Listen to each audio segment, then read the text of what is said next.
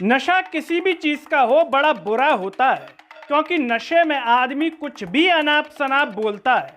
यहाँ हम शराब के नशे की बात नहीं कर रहे, बल्कि बात कर रहे हैं सत्ता के नशे की, जो मध्य प्रदेश के एक मंत्री साहब के सिर पर चढ़कर बोल रहा है।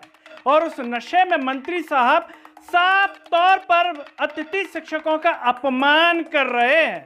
अब देखना होगा कि इस अपमान के बाद उन मंत्री साहब के नशे को अतिथि शिक्षक उतारते हैं या फिर नहीं उतार पाते हैं। मंत्री साहब ने क्या कहा है वो हम आपको बताते हैं इस वीडियो में। नमस्कार, मैं हूं गिरिराज शर्मा और आप देख रहे हैं सरल टॉक। दोस्तों, मध्य प्रदेश के करीब 8000 से ज्यादा अतिथि शिक्षक आंदोलन कर रहे हैं अपनी 5 सूत्रीय मांगों को लेकर, जिनमें उनकी एक मांग है कि उनका नियमितीकरण किया जाए। इसके अलावा 4 अन्य मांगें अलग हैं। इसी को लेकर मध्य प्रदेश के स्कूल शिक्षा मंत्री राव उदय प्रताप सिंह से मीडिया ने सवाल कर दिया और पूछा अतिथि शिक्षकों को लेकर के। तो मंत्री साहब को देखिए किस अंदाज में बोल रहे हैं। मंत्री जी कह रहे हैं कि अतिथि मेहमान होते हैं, अब घर में आओगे तो कब्जा करोगे क्या। सबसे पहले मंत्री जी का ये बयान सुन लीजिए। अतिथि शिक्षक नियमितीकरण क्यों? नाम क्या है उनका? अतिथि। आप हमारे यहाँ मेहमान बन के आओगे तो घर पे कब्जा करोगे। आपने मंत्री जी का बयान सुन लिया। अब आप कहेंगे कि भाई मंत्री जी ये बात तरीके से भी तो कह सकते थे, दूसरे तरीके से भी कह सकते थे कि अतिथि शिक्षकों को बुरा भी नहीं लगता। लेकिन यहाँ तो मंत्री जी ऐसा बोल रहे हैं कि 29 सीटें आ गई, मध्य प्रदेश में पूर्ण बहुमत आ गया, तो हमें कौन लग रहा, हम पर तो सत्ता का नशा है। वैसे बीजेपी पार्टी सभ्यता और संस्कारों की पार्टी मानी जाती है, लेकिन उनके इन बयान को सुनकर कई लोगों के मन में संशय आ जाएगा, क्या यही सभ्यता और संस्कार सीखे राव उदय प्रताप सिंह जी ने? उनके इस बयान के बाद अतिथि शिक्षकों को बुरा ही लगा होगा, न उनका सम्मान हुआ होगा। ये बात मंत्री जी खुद भी सोच रहे होंगे घर जा करके। लेकिन क्या डॉक्टर मोहन यादव इनकी ट्रेनिंग लेते हैं, देते हैं इनको समय समय पर ट्रेनिंग कि भाई आपको कैसे बयान देना है, कैसे बोलना है, क्योंकि हमारी पार्टी संस्कारों की पार्टी है। या फिर मंत्री जी ने कहीं चर्चा में रहने के लिए तो बयान नहीं दे दिया, क्योंकि स्कूल शिक्षा मंत्री को अब तक कोई जानता नहीं था। अब ये बयान दे दिया तो अब 4-5 लाख इनके नाम भी पढ़ लेंगे कि कौन से मंत्री जी हैं।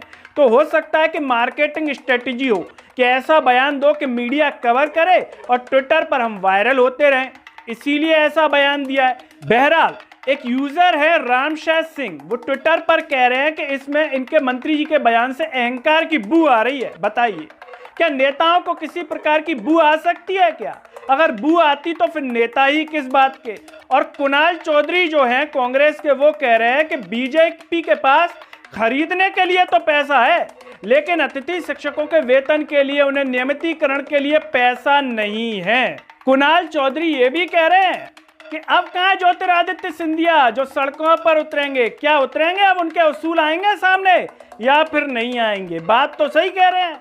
ज्योतिरादित्य सिंधिया तलवार ढाल और बड़े बड़े बयान दे दिए थे उन्होंने, लेकिन अब कहाँ है? अब कहीं नहीं होंगे, क्योंकि उनका काम हो गया। अब किसका काम है? अतिथि शिक्षकों का। वो आपस में निपटते रहे।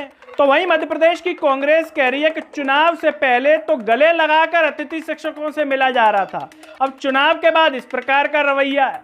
तो वहीं उमंग सिंगार कह रहे हैं कि मंत्री जी का ये जो बयान है वो बीजेपी की सभ्यता और संस्कार को दिखा रहा है। मोहन यादव जी इस पर ध्यान दीजिए, वो कह रहे हैं। लेकिन क्या मोहन यादव जी ध्यान देंगे? अब कहाँ इतना समय, सत्ता आ गई, सत्ता के बाद क्या ऐसी छोटी छोटी चीजों पर डॉक्टर मोहन यादव जी ध्यान देंगे? अगर इन चीजों पर ध्यान देंगे तो मेन बात पर कहाँ ध्यान देंगे? ये भी अपने आप में एक बड़ा सवाल है। इस बयान के बाद अतिथि शिक्षकों को लेकर के हमने ट्वीट किया। उस ट्वीट पर कुछ लोगों के हमने ट्वीट देखे, वो हमें लग रहा था कि दूसरे शिक्षकों के थे, नियमित वाले शिक्षक, वो आपस में ही लड़े जा रहे हैं। वो कह रहे हैं क्या गलत कह दिया। अब कौन कह रहे हैं वो भी हम आपको बता देते हैं। एक यूजर है सुमित सरकार, वो कह रहे हैं ट्विटर पर कि सही तो बोला है। अब वो क्यों कह रहे हैं, उनकी मंशा जो हमें लग रही है वो इसलिए कह रहे हैं कि वो दूसरे शिक्षक हैं, लेकिन ये नहीं देख रहे भाई साहब, आपको क्या लग रहा है कि आपके कहने से आपके सामने के थाली परोस देंगे मंत्री जी, या सरकार आपके सामने तुरंत हर महीने आपके लिए वैकेंसी निकाल देगी?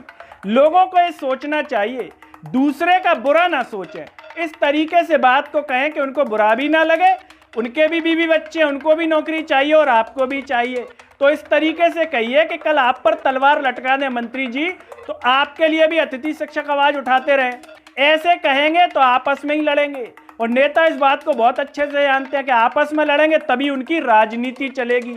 कोई नेता मंत्री आपको चुनाव के बाद दे गया क्या खीर खाने के लिए? अगर दे गया हो तो आराम से कीजिए, लेकिन नहीं दे गया हो तो आप यहाँ पर क्या बन रहे हैं वो आप खुद समझ लीजिए। ऐसे ही कह रहे हैं नीलेश सिंह तोमर जी, क्या गलत बोला है? उनके हिसाब से ये सही बोला है मंत्री जी ने।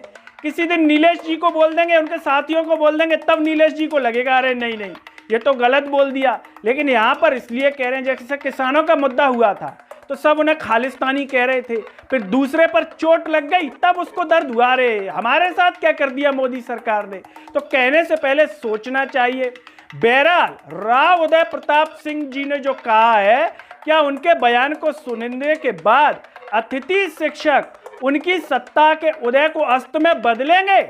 उन्हें एहसास दिला पाएंगे कि मंत्री जी आपने गलत कहा था, अब आपकी सत्ता का जो उदय हुआ है उसे हम अस्त कर देंगे?